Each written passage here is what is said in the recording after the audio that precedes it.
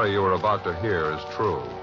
The names have been changed to protect the innocent. Fatima Cigarettes. Best of all, king-size cigarettes brings you Dragnet.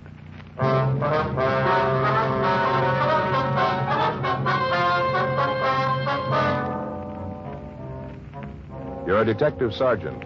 You're assigned to narcotics detail. You receive a call from a former suspect you arrested. He wants to meet with you. He claims he has information and contacts with a big narcotics ring. Your job? Check it out. Fatima, America's first, largest selling blended cigarette. Now king size. See the difference. Taste the difference. Smoke the difference.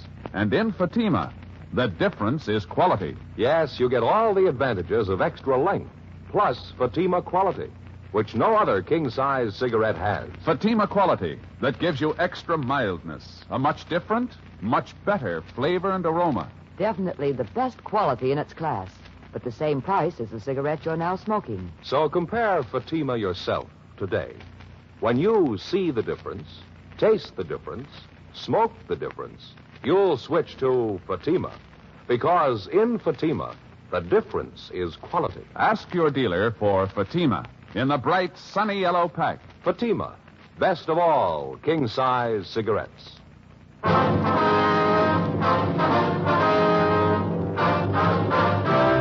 Dragnet, the documented drama of an actual crime. For the next 30 minutes, in cooperation with the Los Angeles Police Department, you will travel step by step on the side of the law through an actual case transcribed from official police files. From beginning to end, from crime to punishment, Dragnet is the story of your police force in action. It was Tuesday, August 9th. It was warm in Los Angeles. We were working a special detail out of Narcotics Division. My partner's Ed Jacobs. The boss is Captain Kearney. My name's Friday. It was 7:28 p.m. when I got to Lincoln Park, the west entrance. Yes, sir? Got a couple of bags of peanuts, please? Yeah, sure thing. 10 a bag, that'll be 20 cents. All right, thank you. Thank you.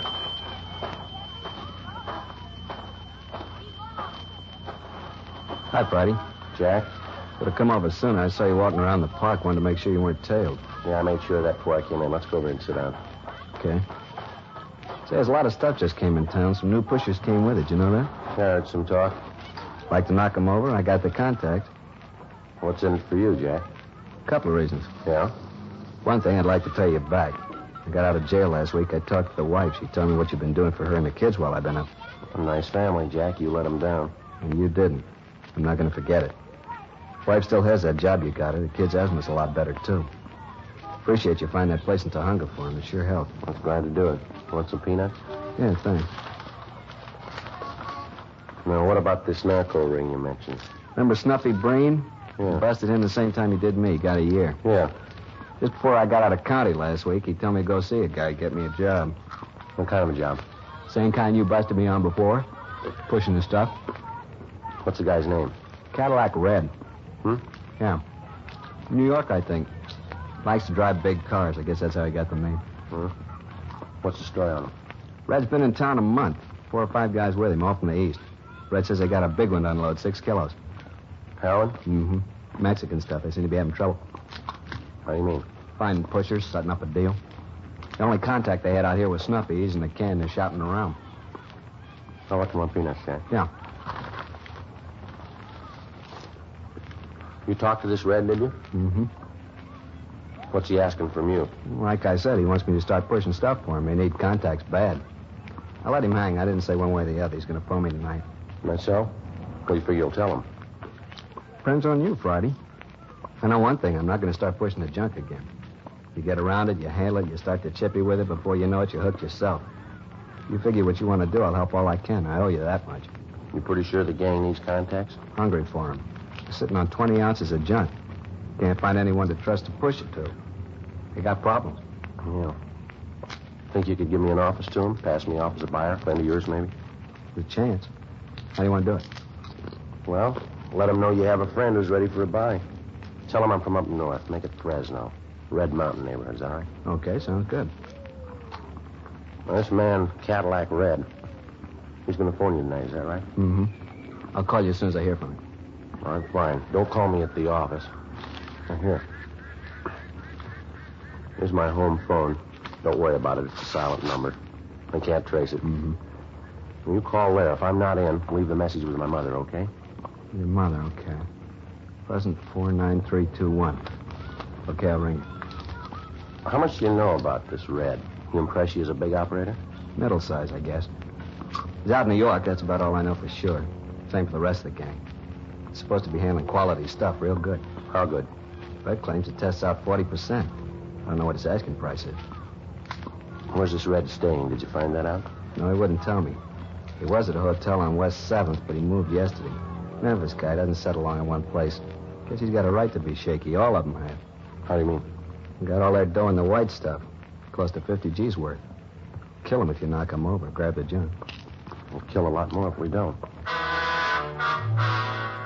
Before I left our informant, Jack Wallace, we set up a plan for future contacts. In case of any emergency, I would not attempt to get in touch with him at his rooming house at 3rd and Olive Streets. Instead, I'd contact him at his work, the Joe Adonis Meat Market on West Temple, where he was employed as a butcher. Wallace also promised to try to get me a sample of the heroin from the narcotics ring. 10:50 p.m. I checked back in at the office and briefed Captain Kearney. Sounds a little fantastic, Joe. 6 kilos. If it's true, it's a break a cop gets once in a lifetime. Well, that's the way Wallace tells it. I can't figure any reason why he'd lie to me. How about this front man, Red? You checked him out yet? Well, Ed's checking him through the moniker file now. He's a New York operator. That's all Wallace could tell me. You got any idea where the plant is? No, I don't. Wallace didn't even know where Red was living. Red's supposed to have a meet with him tonight. I gave him my home phone and told him not to contact the office. You got any court cases pending? No, but I got 2 I was going to file on tomorrow. You better give me the packages. I'll have Lou Walters assign them to somebody else. You and Jacob stay with this gang, put them to bed, and get them up. All right. Wallace is going to try to get you a sample of the junk, huh? Yeah, he said he'd try. Captain, Joe? Oh, hi. Hi, Ed. You dig up anything? I don't know. Found one Cadillac Red. Could be our boy. You get a mug on him? No, all we have is correspondence from New York. There was a warrant on him back in 1945. Same thing, narcotics. Later that year, the warrant was canceled. He was picked up. No disposition. You want us to radiogram New York for a rundown on him? No, let's not stir it up. Starting tomorrow, you two stay away from here. Get yourselves fixed up in a hotel room downtown. Let me know where you're staying. Okay. Call me at 2 o'clock sharp in the afternoon. I'll make it a point to be here. Better call me on the inside line. Right, Skipper. Where do you think we ought to set up, Joe? Oh, I don't know. How about Pop Sherman's place down there on Hill Street? He'll cooperate. You know what that stuff did to his boy. Yeah, okay. You want to check in tonight? No, my wife's going to scream her head off as it is. You better make it in the morning, huh? All right with me. Narcotics, Kearney. Oh, yes, ma'am. Just a minute. For you, Joe. Okay, thank you. Friday talking. Oh, yeah, Ma. Mm-hmm. Did he say what time? Yeah, okay. No, don't worry. I'll get a bite downtown, and I'll be home. Yeah, okay. Bye. My mother, Wallace just called my home, left a message for me. Yeah? He had to meet with Red. He's got the sample. At 7:30 the next morning, Ed Jacobs and I checked in at Pop Sherman's hotel on South Hill Street and took adjoining rooms. We'd left all possible identification in our lockers at the office. At 9:30 a.m., technicians from our crime lab arrived and installed a bug in my room and set up the receiver next door in Ed's room. In the event any of the gang happened to come to my room, they'd be able to record the conversation. I registered as Paul Lindsay, San Diego, California. Ed registered as Ray Morrissey, Sacramento. At 11 a.m., I went alone to Adonis Meat Market, where our informant, Jack Wallace, handed me a dummy package, which I took back to the hotel. Inside the package, I found a sample of the narcotics along with a note from Wallace. He wrote that he'd arranged a meet with Red for that night. I was to pick up Wallace in front of the subway terminal building, the Hill Street side, at 9:30 p.m. I gave the sample of heroin to Ed, who took it to the crime lab, where Sergeant J. Allen ran a test on it. The sample tested out within 40%. For the drug market, it's considered good quality. At 9:20 that night, I left the hotel and walked 5 blocks north to the Hill Street entrance of the subway terminal building. Wallace was there waiting for me. He said we were to meet Red at a hotel on West 54th Street. 9:47 p.m. We got to the hotel, went to a room on the second floor. This one here. Okay. Yeah? Yeah, who's this? It's Jack. Money? Red, this is my friend I was telling you about. Yeah? Paul Lindsay. Paul, this is Red. Hi. Yeah, I hear you got some H to unload, huh? What you talking about? What is this, Jack? You giving me a bum steer here? Relax, huh? It's all right. He's solid, Red. You can talk. No, he talks too fast and too much. I'm here to do business. If you're ready, I am. If you're not, say so. I haven't got the time to play cozy with you. Oh, now, take it easy with you. Get along a lot better. Well, what do you want? Jack vouched for me. Isn't that enough for you? The guy who vouched for Jack's in the county jail. We haven't been able to talk to him. Where have you done business before? Well, I could ask you the same thing. Now, look, mister, we got one thing in common here. You got something to sell. Maybe I want to buy it. If we can't get together, let's forget the whole thing right now. You're not the only pusher in town. There's a chair over there. Why don't you sit down? I'll fix a couple of drinks. Jack can fix them. Let's find out if you and I can get together. All right. Same, Paul? Bourbon and water? Yeah. Well, how about it? How much you got to sell? Take it easy, huh? There's no rush. We can talk better over a couple of drinks. Well, maybe you got the time, mister. I haven't. How much can you furnish me with? More than you can buy from the looks of you. Hey, Red, you got any lemons? No. No lemon twist in it, Paul. That all right? Yeah, that's all right. Make it light, will you? Now, this junk you got, what's it test? It's the best this town's seen in a long time. It's 50% or better. Well, who you trying to con? My tester used your sample this afternoon. He says it won't go 40%. Okay. You know where you can get better? Paul, here you are. Red. Thank you. How about it, Lindsay? Do we do business? Maybe. Oh, who's playing cozy now? Well, if I do go, it won't be for standard price. Your junk isn't worth it. It's 40%. I don't care what your tester says. An ounce will cost you $400. No, not to me it won't. I'm not paying out good money for milk sugar. I want a big buy and I want quality, but not at $400 an ounce. Yeah, maybe we can work something out. Why get excited? Because I don't like chicken operators. I don't like stalling around. Now, if you got an offer, let's make it. Price is going to depend on a lot of things. How much merchandise you going to want? 20 ounces. I got customers up north. Have to have it for them the 15th of the month. Up north where? San Francisco, Sacramento. That's funny. We checked on that. Yeah? Yeah, the hotel you're at. You're registered for San Diego. Yeah, good address. I've never been there. I heard some talk about you. You ever worked Fresno? Maybe. I take customers where I find them. 20 ounces, huh? At the minimum? For your stuff, yeah. Now, what's the price? I think we might get together. It's a pretty good buy. Might work out a discount on it. How much? 3 1/4 an ounce. I figure that's reasonable. Maybe you do, I don't. $2.75. I can't go better. If I didn't need the stuff right now, I wouldn't offer I'll that. split the difference. 20 ounces, 300 an ounce. You can't do better than you know it. No? How about it? 300 an ounce? I'm not lining up for a soft touch. I want another sample when I move on it. You'll get it. Now, what do you say? All right, you got a deal. 20 ounces. When do I get the stuff? We'll get in touch with you tomorrow. Through Jack here. 6,000. You sure you got the money? I got it. Now, what's the setup? Tomorrow, you'll get the word. All right. If I don't hear by 4 p.m., I'll know you're gone hinky. I'll look up somebody else. You'll hear. How about it, Jack? You ready to go? Yeah, okay. See you later, Red. Jack? Yeah? You got a wife and a couple of kids. Mm-hmm. That's right. How are they, Jack? Okay, fine. Why? Nothing. I'll talk to you later, Jack.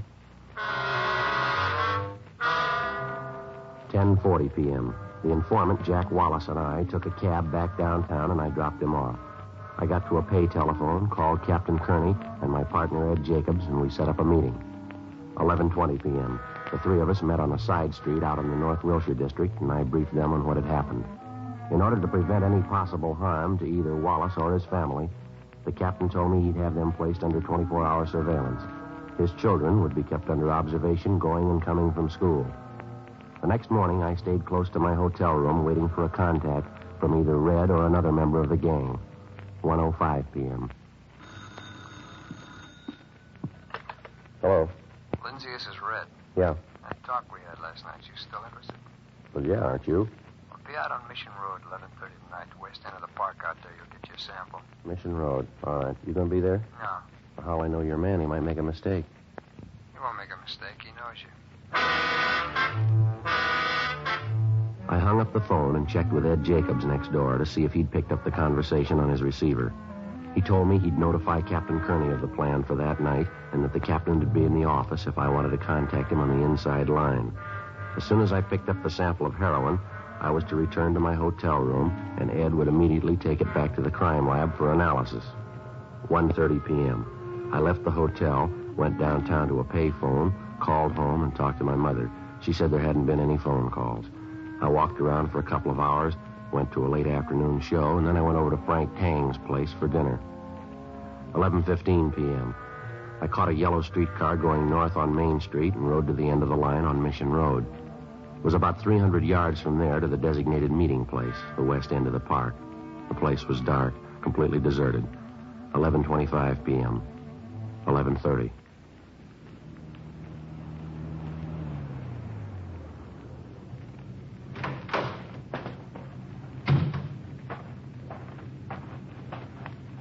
Lindsay? Yeah. Package you want? Eucalyptus tree back there in the middle of the park. Where? Straight back there. You can't miss it. You'll find the package under a rock at the bottom of the tree. See you later.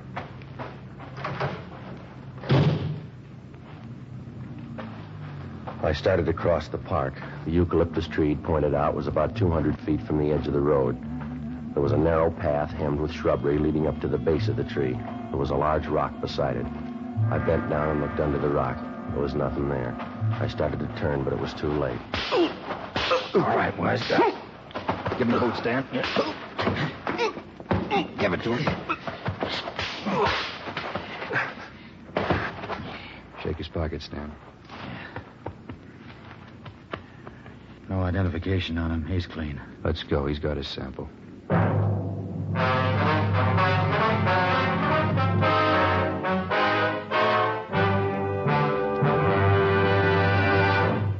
You are listening to Dragnet, authentic stories of your police force in action. Fatima, America's first, largest-selling blended cigarette. Now king size. See the difference. Taste the difference. Smoke the difference. And in Fatima, the difference is quality. Yes, you get all the advantages of extra length, plus Fatima quality, which no other king-size cigarette has. You see, Fatima contains the finest domestic and Turkish tobaccos, superbly blended. And Fatima is extra mild, with a much different, much better flavor and aroma.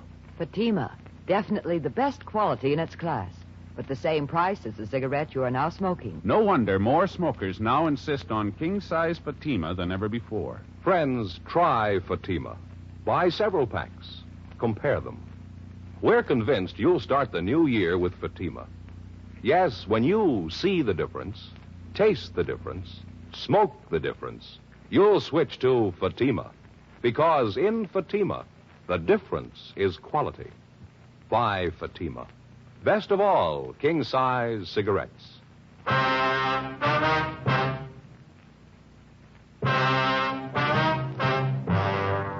When I came to, it was a few minutes past midnight. The bruises on my face and head were beginning to swell. I felt dazed, sick to my stomach. I made my way out of the park and down the road to a public phone booth where I called my partner, Ed Jacobs. He came out right away and drove me back to the hotel. Ed put in a call to Captain Kearney, and he made arrangements to have a doctor sent over to examine me. He treated me for numerous cuts and bruises about the face and head and the upper part of the body. There were no serious injuries.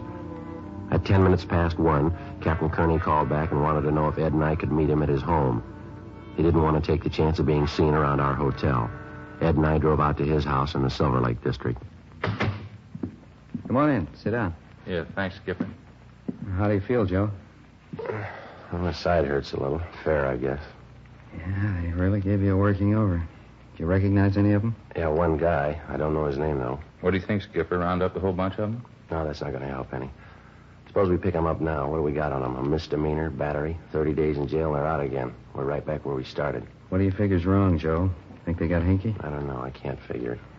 I think you better take a couple of days off, go home and rest up, let some of those bruises heal. The whole thing could be blown to that time. The deal will be cold. If we're going to make it pay, I got to stay on it. How do you know they haven't made you for a cop? The deal might be cold right now. Yeah, it's possible. What other reason would they have for tamping you? How about your friend Jack Wallace? He might have a straight story. Ask him about it. No, I'll do better. I'll ask Red. Captain Kearney finally agreed to go on with the plan with the understanding that Ed Jacobs and another man from our office would have me under surveillance at all times. It was understood that I'd go back to Red's hotel room to see if I could pick up the loose ends. Jacobs and another officer would follow me to the hotel and remain within calling distance. 2:10 a.m. I got to the hotel on West 5th Street and went up to the second floor to Red's room.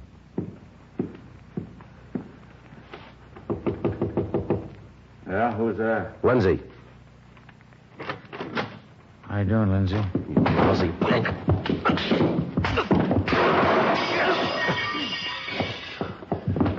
Hey, lay off, huh? I ought to break your back. Wait a minute, Lindsay. Wait a minute. What's this all about? You want to know? You set your hoods on me. Look at my face. I don't know what you're talking about. I went back to pick up the sample. This is what happens. How big do you punks think you are? All right, Stan, what happened out there? Not much. You said he was acting smart. We thought we'd cool him off a little. I told you to keep an eye on him, that's all, not to rough him up. Oh, he's a crybaby. We hardly touched Oh, him. shut up. Every time you get on that H, you get muscle happy. I've warned you before, Stan. Now, this is the last time. You better quit chipping with that junk. You cause any more trouble like this and you're out, understand? He's a crybaby, Red. We didn't hurt him. I heard enough from you. Now go on, take a walk. Okay. If you see Max, tell him I want him. Yeah, all right. Sorry, Lindsay. These things happen sometimes. Can't be helped. Why do you keep punks like that around? I thought you were too smart to connect with users. They could get both of us in trouble. Oh, they'll be all right. Relax. Every once in a while, they get geed up and I have to straighten them out. I wouldn't trust them with my laundry. They're all right for what I use them for. They're good errand boys. Can I get you a drink? No. All right, what about the stuff? You ready to move on the deal? I've been ready. I told you I needed the stuff for the 15th. How about tomorrow night? What's the matter with right now? No, you know better than that. I don't keep the plan around here. I'll call you at 8 o'clock tomorrow night. I still haven't got the sample. You don't need one. It's as good as the first one you got. Come on, what are you stalling for? I'm getting tired of this sample yak. If you don't want to buy, say so. You'll bring it to my hotel tomorrow night? No, I'll call you. I'll tell you where you can pick it up. 20 ounces, 300 an ounce, right? Yeah, no phony stuff. You keep your hands on the table, so will I. You deliver the merchandise, I'll pay the money. What are you worrying about? I trust you. Why can't you trust me? Yeah, sure I did. Look at my face. 3:05 a.m. I left Red and went back downtown to my hotel room. A few minutes after I got in, I heard Ed Jacobs and Lieutenant Lou Walters enter the adjoining room. I checked the hallway first, and then I went next door and briefed him on what had happened with Red. I told him I'd let Ed know about the time and the place of the meet as soon as I heard. Walters said he'd keep enough men ready at the office to cover the area on short notice. I went back to my room, took a shower, and got some sleep. At 8 o'clock that night, I was in my room standing by the phone. I waited. No call. 8:30, 9 o'clock, 9:15, still no word. 9:25 p.m. Hello. Lindsay, this is Red. Sorry I'm late. I couldn't get to the plant. Well, what's the pitch? It's all set. Norwich Grill, West 7th Street. When? 10:30 sharp. Before he hung up, Red told me to meet one of his pushers in the last booth at the back end of the grill. He said I'd recognize him. The man would have the package of heroin wrapped in newspapers. I was to hand him $6,000 and he would give me the package. I immediately contacted Ed in the room next door and he notified the office. At 10:15 p.m., I left the hotel with a dummy package of money containing 6 marked bills. 10:28 p.m. I got to the Norwich Grill on West 7th Street. It was almost empty. I went to the rear booth where I found one of Red's pushers, Stan, drinking coffee. Right on the dot. Sit down, Lindsay. Yeah. Well, let's not camp on this thing. You got the money? I done business with you before. Where's the stuff? Didn't Red tell you where to be? Yeah, wrapped up in that newspaper. He told me there'd be some stuff under a rock one time. It wasn't there. I want to look. What's the matter? Don't you trust me? You think I got a reason to? All right. Have a look. Yeah, you satisfied? No. Open it. All right. It's all there. I saw it made up. That enough for you? Yeah. Okay. You just made a deal. Yeah, what do you have? Coffee, black, piece of apple pie. All right. You? Coffee. All right. Okay, stuff's there. Now, how about the loot? I got it. Let's have it. 6 G's. Red wants me back in a hurry. Well, relax. We'll have some coffee. This is a big deal. Money. Now, how about it? All right. There you go. What's the matter with you? What are you shaking about? Nothing. I'm a little nervous. Red wouldn't let me have a fix before I left. Getting a little sick. I'm gonna have a look here. Well, what are you doing? Red told me to tell you not to open it till you got it back to him. Who are you kidding, mister? All right, you go ahead and open it up. You'll have to answer for it, not me. Sure. Hey, now what's the deal? Only a few bills in here. The rest of it's paper. You trying to beat us? It's already done. You won't get away with this. We'll fix you up. Max is outside.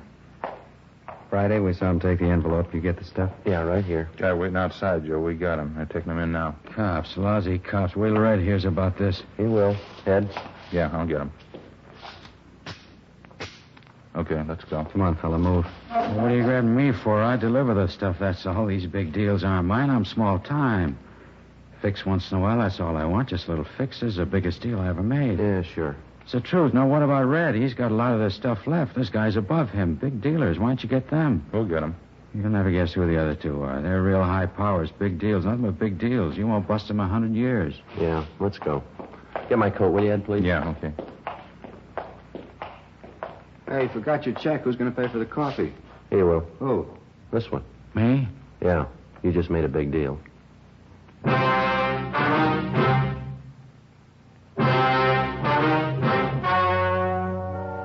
The story you have just heard was true. The names were changed to protect the innocent. On August 13th, the booking was made at the Los Angeles Police Department, Watts Substation, City and County of Los Angeles, State of California. In a moment, the results of that booking. And now, here is our star, Jack Webb. Thank you, George Fenneman. Friends, last year we were honored with thousands of letters from listeners all over the country. Letters telling us that you've bought Fatimas and you find them the best of all king-size cigarettes.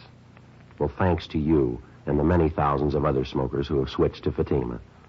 Now, if you haven't tried Fatimas yet, make this your cue for the new year. Next time, get yourself a pack of Fatimas. Compare them. See the difference. Taste the difference. Smoke the difference. And when you do, I'm convinced that you'll switch to Fatima. Because believe me, in Fatima, the difference is quality.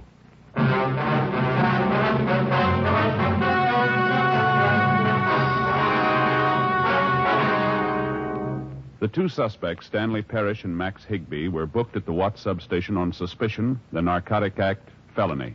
After a meeting in the district attorney's office, they expressed their desire to assist the police in the apprehension of the outstanding members of the gang. They were filed on, and before a magistrate in municipal court, they waived their right to a preliminary hearing to conceal the fact of their arrest. Next week, The Big Red, Part 2.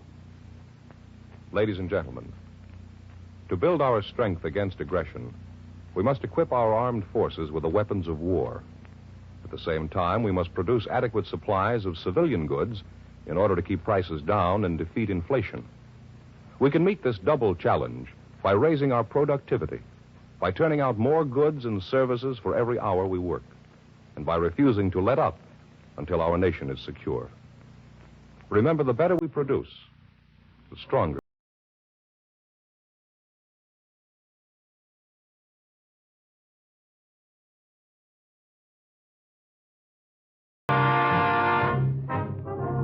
You have just heard Dragnet, a series of authentic cases from official files. Technical advice comes from the Office of Chief of Police W.H. Parker, Los Angeles Police Department.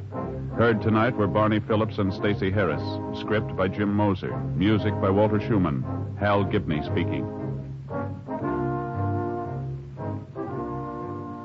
Fatima Cigarettes, best of all king-size cigarettes, has brought you Dragnet, transcribed from Los Angeles.